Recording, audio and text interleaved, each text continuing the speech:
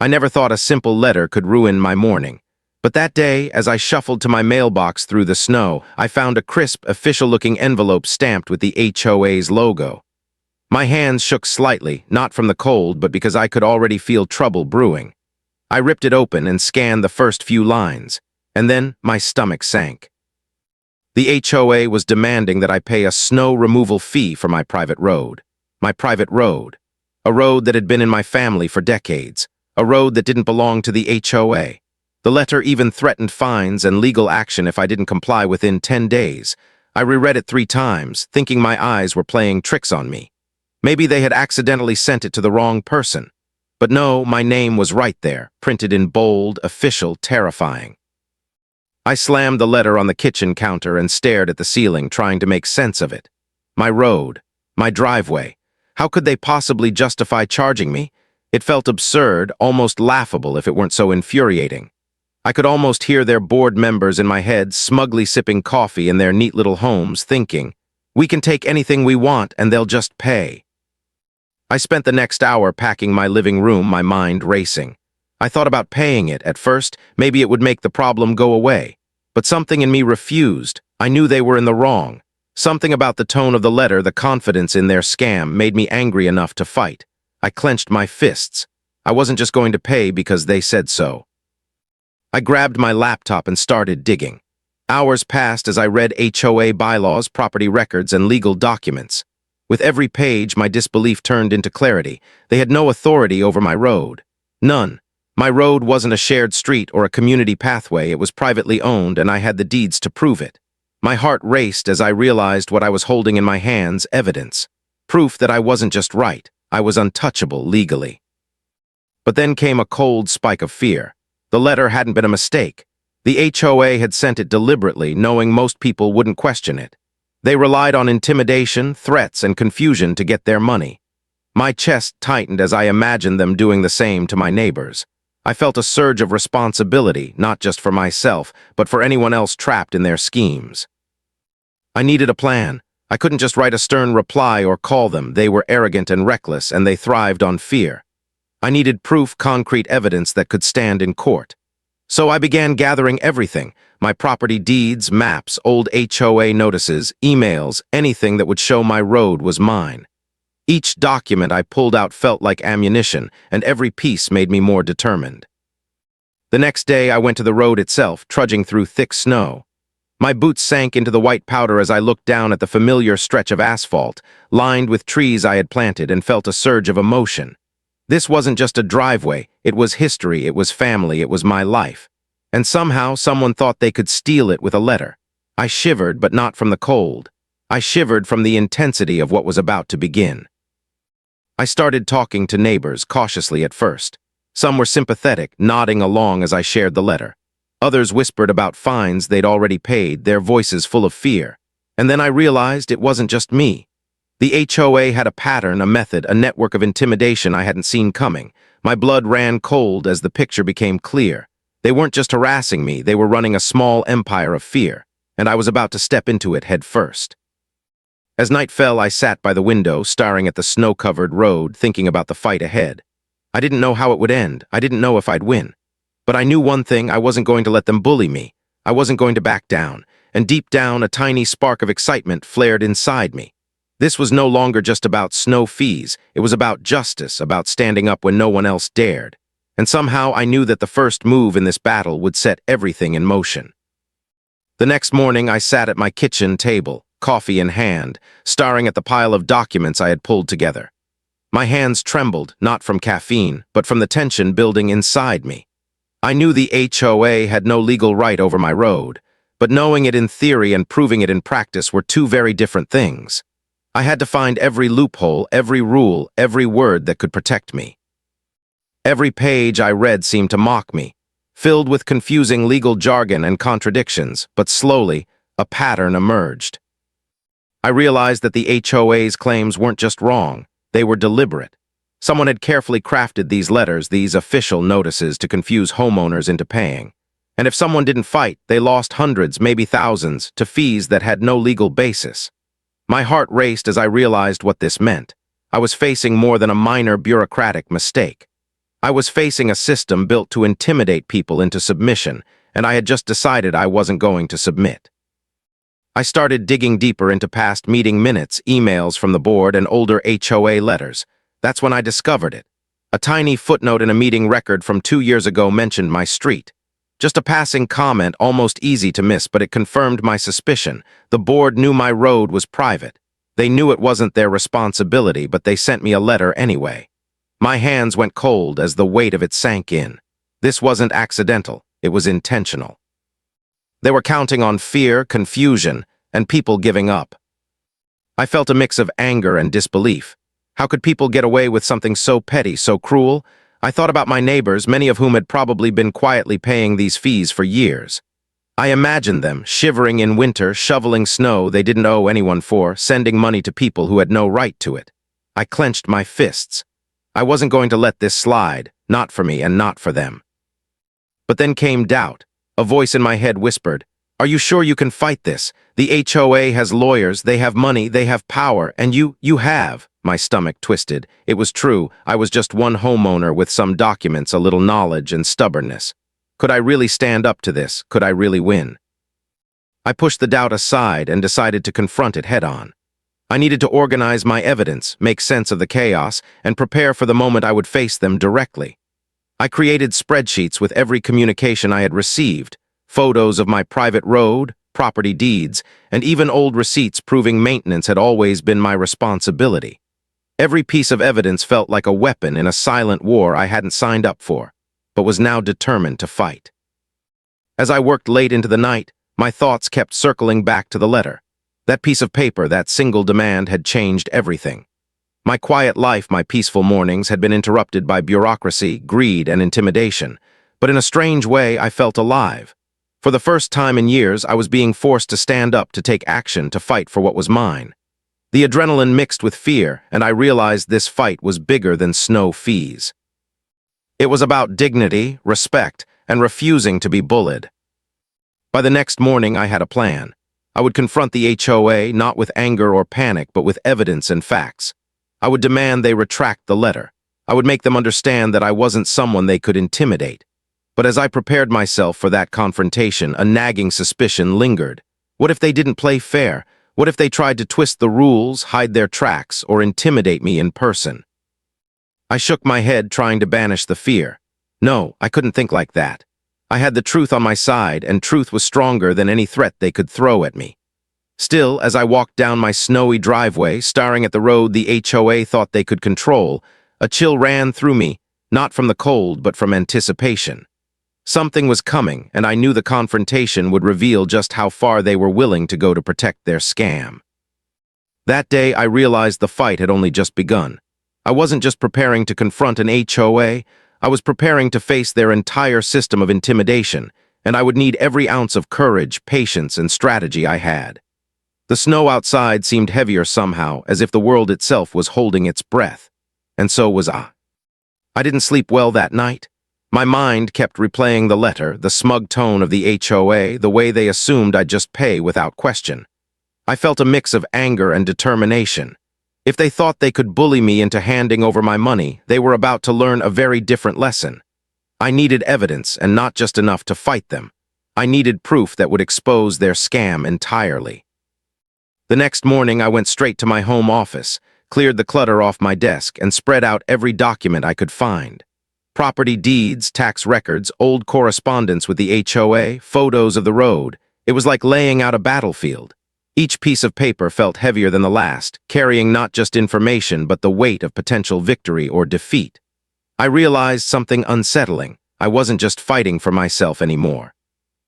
If I could prove their scheme, I might save my neighbors from losing hundreds of dollars too. That thought gave me a surge of purpose. I started retracing the HOA's communications over the past few years. Every newsletter, every meeting notice, every email. I noticed small inconsistencies, letters addressed incorrectly, claims about road maintenance that didn't match reality. Some homeowners had paid fees for the same private stretches of road I owned. Their records were sloppy, and yet somehow they expected unquestioning obedience. My anger bubbled up. How could they do this? How could they manipulate people with such audacity? Determined to dig deeper, I went to visit my neighbors, carefully, cautiously. I knocked on doors and spoke quietly, explaining the letter I had received. Some neighbors hesitated, afraid of retaliation. Their voices shook as they shared stories of paying fees they knew they shouldn't have, of late notices, of small fines that mysteriously appeared. Others nodded grimly, their expressions filled with silent resignation. It was worse than I imagined. This wasn't an isolated case, it was systematic. A pattern emerged and my pulse quickened. The HOA wasn't just making mistakes, they were running a small empire of fear. Armed with new testimonies, I returned home and began cataloging everything. I created timelines, matched letters with dates, and compared their claims to my evidence. With each connection I made, the web of deceit became clearer. I realized how carefully they relied on confusion, bureaucracy, and intimidation to hide their wrongdoing, and I had just started to unravel it. But as I dug deeper, a creeping sense of danger settled in. The board members were unpredictable, and I had already felt their arrogance firsthand. What if they tried to intimidate me in person? What if they threatened legal action before I could even build my case? My hands shook slightly as I typed out emails and notes to myself. Every new piece of evidence was both a lifeline and a challenge. I had to stay one step ahead. Late that evening, I found something that made my stomach twist. Buried in the HOA's old records was a reference to my road, a vague note about potential snow fee adjustments. It wasn't a direct claim, but it was enough to suggest that someone in the HOA had been planning this scam for months, maybe years.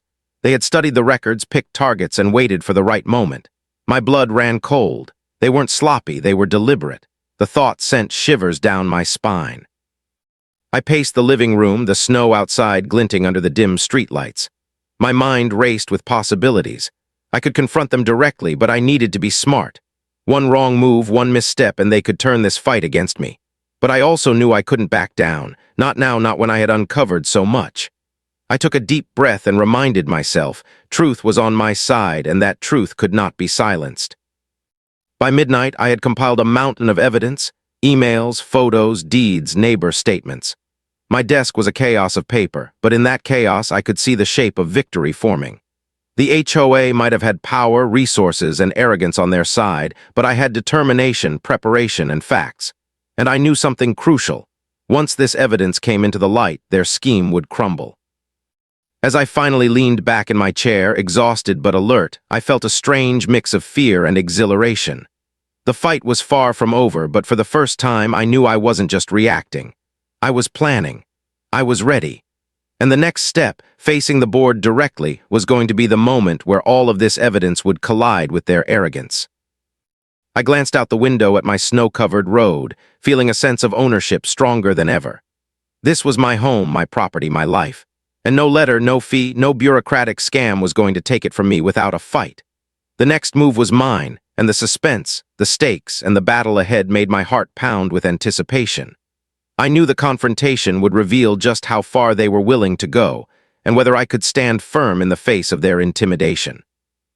I could feel the tension in my chest as I pulled into the HOA office parking lot. The snow crunched beneath my tires, but I barely noticed it. My hands gripped the steering wheel tightly, knuckles white. Today was the day I confronted them directly. No emails, no letters. Just me, armed with evidence, standing up to the people who had tried to bully me into paying a fee for my private road. The office was deceptively calm, quiet, and pristine, the kind of place that makes you think everything inside is orderly, polite, and respectable. I had walked past this facade many times before, never realizing how dangerous it could be. Inside, the board members sat around a polished table, looking up as I entered. Their smiles were polite, but their eyes were sharp, calculating. I could feel their confidence radiating like heat off a fire. They thought they had me cornered. I set my documents on the table, organized and ready. I didn't raise my voice, but I made sure they could feel my resolve. I received this letter demanding a snow removal fee for my private road, I said evenly. I'd like to understand on what basis you're making this claim. A woman on the board leaned back, folding her arms. Mr. Jenkins, it's part of the HOA's community maintenance program. Everyone contributes to upkeep, including roads. Her tone was dismissive, rehearsed, the kind of voice that assumes you're too naive to question it. I held her gaze. I understand that's the program for shared roads, I said carefully, but my road is private. I own it, I maintain it, and there is nothing in the HOA bylaws giving you authority to demand fees from me. I placed the property deed, photos, and old correspondence neatly in front of them. Every document was a nail in the coffin. They glanced at the papers, and for a moment I saw a flicker of unease. Then one of the older board members chuckled, a dry, condescending sound. "You're overthinking this," he said. "We've sent these notices before. People usually just pay. You're making this complicated." Complicated? That word made my blood boil. I had spent hours, days even, gathering evidence, connecting dots, preparing for this moment. And they thought they could dismiss it with a shrug and a condescending laugh. I forced myself to stay calm, even as anger roared inside me. I could feel my pulse hammering in my ears, but I spoke steadily. "I'm not here to argue," I said. "I'm here to make sure the HOA is acting within the law. I've reviewed the documents, and I can assure you that any fee for my private road is invalid.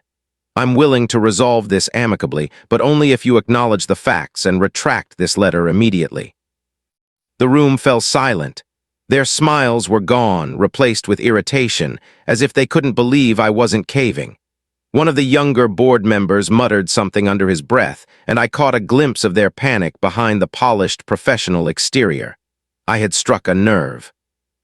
Then came a pause, a deliberate, tense moment where I could feel the air crackle with anticipation. I knew they were considering their next move. Would they double down and threaten me? Would they try to intimidate me further? I straightened in my chair, leaning forward slightly, ready for whatever they threw at me. "What makes you so sure?" the woman finally said, her voice tight. "Are you saying the HOA has no jurisdiction over any roads?" "I'm saying you have no jurisdiction over mine," I replied calmly, pushing the deed toward her. "And I have the documents, the history, and witnesses to prove it. I suggest you review them carefully before escalating this further. Because if you don't, you'll be facing more than just me. Other homeowners will see this, and the pattern of your fees will come to light." For the first time, I saw them hesitate. Their polished confidence faltered. The board glanced at each other, exchanging quiet, uneasy whispers. And that's when I realized something incredible. I had already shifted the balance of power. Their intimidation relied on fear, silence, and the assumption that homeowners would comply. But I wasn't scared. I wasn't silent. I was ready. I stood up, leaving the documents on the table. "I hope we can resolve this professionally," I said, keeping my voice calm but firm. "But make no mistake, if this letter isn't retracted, I will take this to court." I left the office before they could respond, my heart pounding, my hands trembling slightly from adrenaline. As I stepped into the snow, I looked back at the building. This confrontation was just the beginning. I had tested their defenses and I had seen cracks, but I also knew the fight would only get harder from here. And deep down, I felt a spark of something I hadn't felt in years, determination mixed with a quiet thrill. The battle wasn't over, but for the first time I knew one thing: they had underestimated me. And that would be their biggest mistake. After leaving the HOA office that day, I couldn't shake the mix of adrenaline and unease coursing through me. The confrontation had gone better than I expected, but I knew better than to celebrate too soon. The board had faltered, yes, but they weren't defeated. If anything, I had just made myself a target. I needed a plan, a rock-solid, airtight strategy that would ensure I could stand my ground if this escalated to court.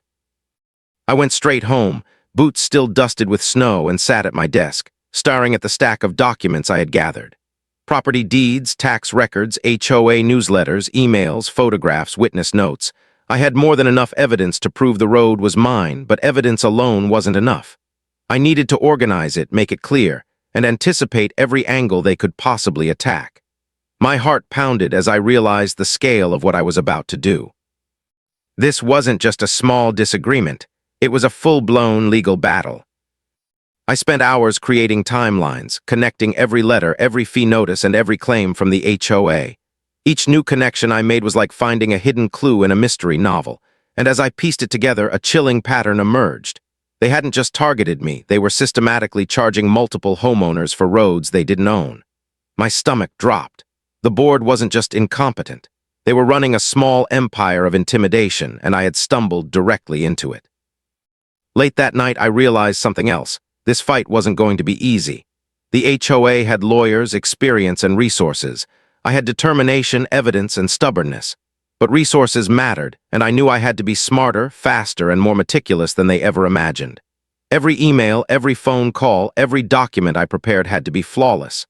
There could be no mistakes, no gaps, no room for them to twist my words or evidence against me. I started contacting neighbors who had quietly suffered under the same scheme.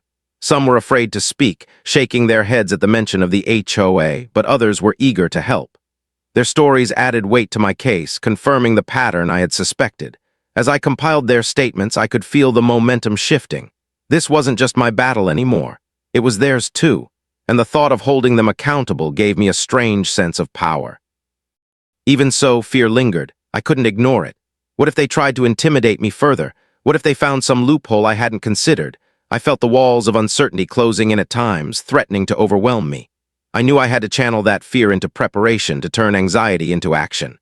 Every night I went over my notes, rehearsed my statements, and imagined possible scenarios. I became obsessed with anticipating their moves, like a chess player preparing for a master opponent. One evening, as I sifted through old HOA emails, I stumbled upon a particularly incriminating one. A board member had casually mentioned adjusting private road fees in a meeting minutes summary. It was vague, almost dismissive, but it was proof. They knew the road was private, and yet they targeted homeowners anyway. My hands shook as I read it. The letter, the confrontation, the growing mountain of evidence, it all pointed to one truth. This wasn't a mistake. It was deliberate. By the time I finally set the documents aside, exhausted, I realized how far I had come. I had transformed from a frustrated homeowner into someone prepared for a legal battle. Every page, every email, every photo was a weapon. But even as determination burned inside me, so did the tension. The next step, bringing this fight to court, would be the most nerve-wracking of all. I would be up against the board in a formal setting, their lawyers at the ready, and the judge scrutinizing every detail. I leaned back in my chair, staring at my snow-covered road through the window. The moonlight reflected off the ice, glinting like tiny shards of crystal. This was my life, my home, my property, and no one, no letter, no intimidation, no corrupt HOA scheme was going to take it from me without a fight. I felt a surge of both fear and exhilaration. The storm was coming, and I had to be ready. For the first time, I understood what it meant to truly stand up for yourself. The fight was no longer hypothetical. It was real, and the outcome was uncertain. But one thing was clear: I wasn't backing down. I would face them head-on, armed with truth, evidence, and a resolve they couldn't break. And as I turned off the light and stared at the ceiling, I knew the battle ahead would define not just my home, but my life. The confrontation in court would be the ultimate test, and I was ready to meet it. The morning of the court hearing arrived like a storm I couldn't escape. I woke up early, staring at the ceiling, my heart pounding as the reality of what I was about to face sank in. This wasn't just a piece of paper anymore. It was the entire HOA board, their lawyers, and the weight of their intimidation staring back at me. I knew I had evidence, but would it be enough? Would the judge see the truth, or would the board's polished smiles and rehearsed lines carry more weight? As I drove to the courthouse, the snow under my tires reminded me of the letter that started it all. My hands gripped the steering wheel so tightly they ached. Every crunch of snow felt like a countdown, ticking toward a moment that would decide everything. I kept reviewing my notes in my mind, repeating the points I needed to make. Every piece of evidence, every timeline, every witness statement had to land perfectly.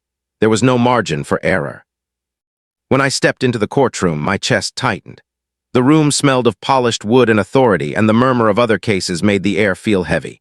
And then I saw them, the HOA board, sitting confidently at the table, their smug expressions saying, "We've won before and we'll win again." Their lawyer, a sharply dressed man with a calm demeanor, glanced at me and gave a polite nod, the kind that seemed friendly but carried a silent challenge. "Good luck, kid." I took a deep breath and walked to my seat at the plaintiff's table, spreading my documents neatly in front of me. The judge entered, a calm presence that immediately commanded attention. Silence fell. The moment had come. I felt a jolt of fear, but also determination. I couldn't let them see doubt. The HOA board went first, presenting their case with practiced ease. They claimed my road was part of a community maintenance program, citing bylaws and meeting notes. Every sentence was polished, every argument rehearsed. But as they spoke, I noticed subtle cracks, hesitation, glances exchanged, conflicting statements. My pulse quickened. The foundation of their argument wasn't as solid as they wanted everyone to believe. When it was my turn, I stood, letting my evidence speak first. I calmly laid out my property deeds, the history of my road, the maintenance records proving ownership, and the emails showing their own board had acknowledged it as private in previous correspondence. I presented witness statements from neighbors who had been wrongly charged, showing a clear pattern of intimidation and improper fees. I spoke steadily, letting my voice carry not just facts, but the weight of every hour I had spent preparing. At first, the board's lawyer tried to interrupt, questioning the validity of my documents, questioning my neighbor's statements.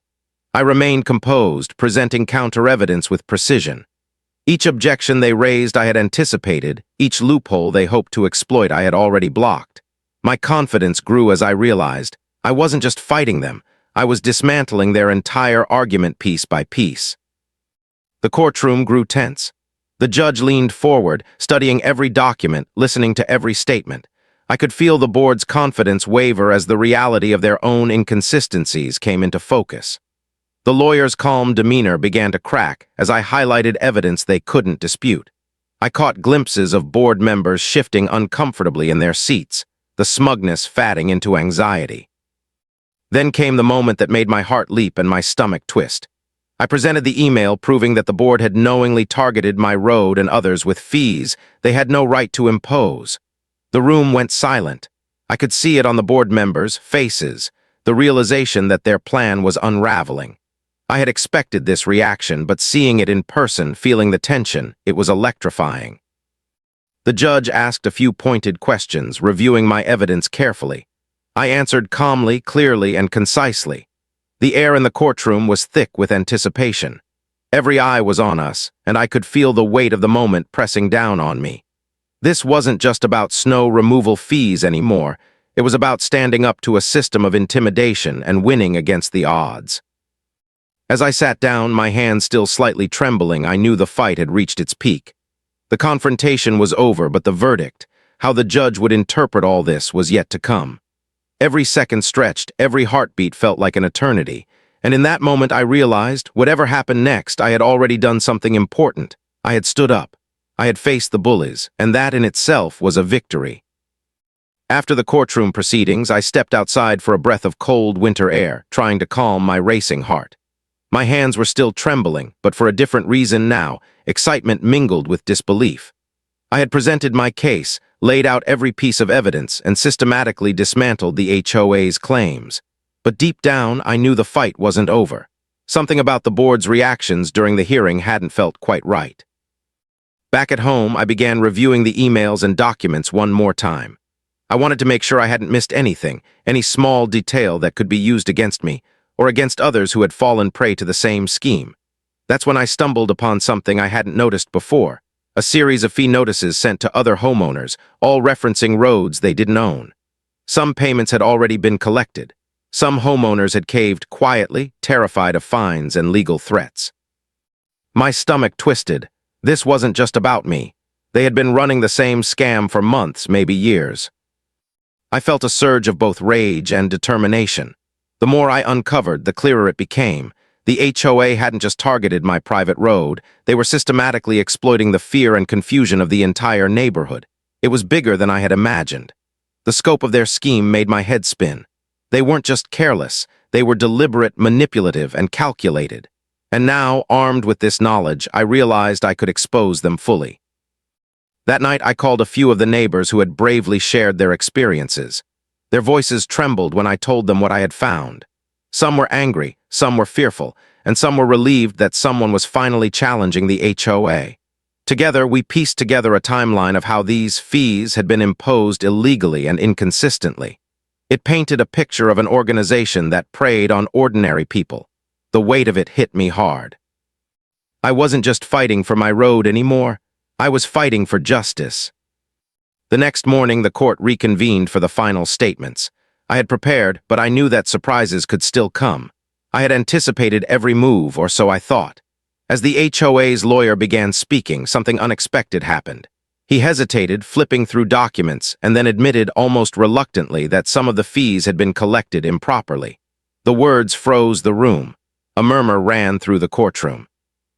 I felt a strange mix of vindication and disbelief. This was it, the moment where everything began to unravel. The board members exchanged nervous glances, their confident demeanor cracking. For the first time, I saw real fear on their faces. They had been counting on intimidation and silence to protect themselves, and suddenly the truth had emerged, shining like a spotlight in a dark room. Then came the twist that I hadn't fully anticipated.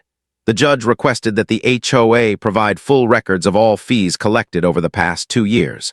The board scrambled, papers shuffled, and confusion spread like wildfire. What they had tried to conceal was now exposed. The court began to reveal patterns of overcharging, misrepresentation, and intimidation that I had only begun to uncover. The board members' faces turned pale as the judge examined the evidence. In that moment, I realized something incredible. My fight against a single letter demanding a snow removal fee had snowballed into exposing a widespread abuse of power. Every ounce of preparation, every document I had collected, every hour spent organizing evidence, it all mattered. I had not only protected my property, but also illuminated a pattern that threatened the fairness of the entire neighborhood. I felt a rush of adrenaline I had never experienced before. The board tried to regain control, arguing points they thought would distract from the evidence, but it was too late. The tide had turned completely. My neighbors' voices, my evidence, and the facts themselves had become unstoppable.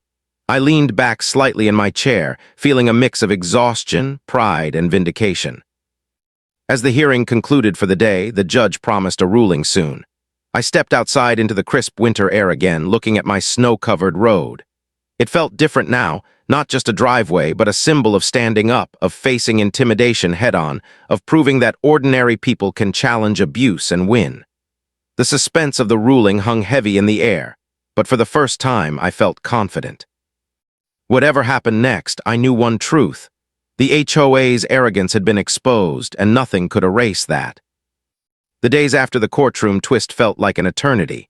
Every time my phone buzzed, I flinched, wondering if it was the judge's office with news, or worse, a last-minute maneuver from the HOA. The suspense was unbearable, but I told myself to stay calm. I had done everything I could. I had prepared, presented, and exposed their scheme. Now it was in the hands of the law. Finally, the call came. The judge had issued the ruling. My hands shook as I picked up the phone. The HOA had argued every point, tried every tactic, and even hinted at small technicalities to twist the facts. But the truth had won. Every illegal fee, every wrongful threat, every attempt to intimidate homeowners was dismissed. The judge ruled in my favor completely. The letter demanding snow removal fees was invalidated, and the HOA was ordered to retract it immediately.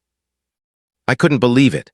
A wave of relief crashed over me, followed by a rush of joy so intense it nearly knocked me off my feet. I laughed aloud in disbelief, the sound echoing in my empty living room. After weeks of tension, fear, and sleepless nights, I had won. I had stood up to a system designed to intimidate ordinary people, and I had come out on top. My road, my home, my property, everything I had fought for, was safe. But the victory wasn't just about me. The ruling exposed the HOA's scheme, and other homeowners who had quietly suffered were finally freed from paying for roads that weren't theirs. I imagined the relief on their faces when the board sent retraction notices, when they realized the fees they had paid were illegal. That thought filled me with a sense of satisfaction I hadn't expected. My fight had become more than personal. It had become justice for the whole neighborhood. The HOA board, for the first time, looked humbled. The smugness, the arrogance, the confidence they had carried into the courtroom, it was gone. They had underestimated one determined homeowner, and it had cost them everything.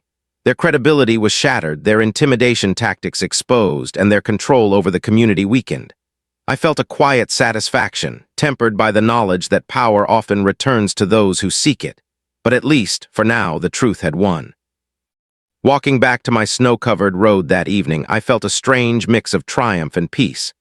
The street, lined with frost-covered trees and blanketed in quiet snow, looked the same as it had before all this began, but it felt different. It wasn't just a private road anymore, it was a symbol. A symbol of standing up when no one else dared, of challenging injustice, and of refusing to be bullied. Every step I took, crunching through the snow, felt like a small victory in itself. I called a few neighbors to share the news. Their reactions were priceless. Relief, disbelief, and gratitude poured through the phone. Some laughed nervously, saying they had never dared to challenge the board themselves. Others thanked me profusely, telling me I had given them courage they hadn't realized they had. I realized then that victory isn't just about winning a case. It's about giving others the courage to fight, the hope that injustice can be challenged. That night I sat by my window, staring at the moonlight reflecting off the snow-covered road. I thought about how it all started, with a single letter, absurd and threatening, and how far it had taken me. From fear to determination, from investigation to confrontation, from preparation to courtroom drama, I had fought every step of the way. And now, with justice served, I finally allowed myself to breathe. The snow outside glistened like a reminder that life can be harsh, cold, and unexpected. But it can also be fair, rewarding, and just when you refuse to back down. I felt proud, exhausted, and exhilarated all at once. I had learned something crucial. Standing up for yourself isn't just about protecting what's yours. It's about integrity, courage, and refusing to let fear dictate your life. As I turned off the lights and closed the window, a sense of calm settled over me. The HOA's attempts to intimidate me had failed spectacularly. My private road was mine, my home was secure, and justice had been served, not just for me but for everyone who had suffered quietly. I smiled, feeling a quiet satisfaction that no letter, no threat, and no board could ever take away. The fight had ended. The victory was mine. And the lesson was clear. Never let anyone tell you your home isn't worth defending. You've heard this confession, now wait until you hear the next one. The truth that shatters everything you thought you knew.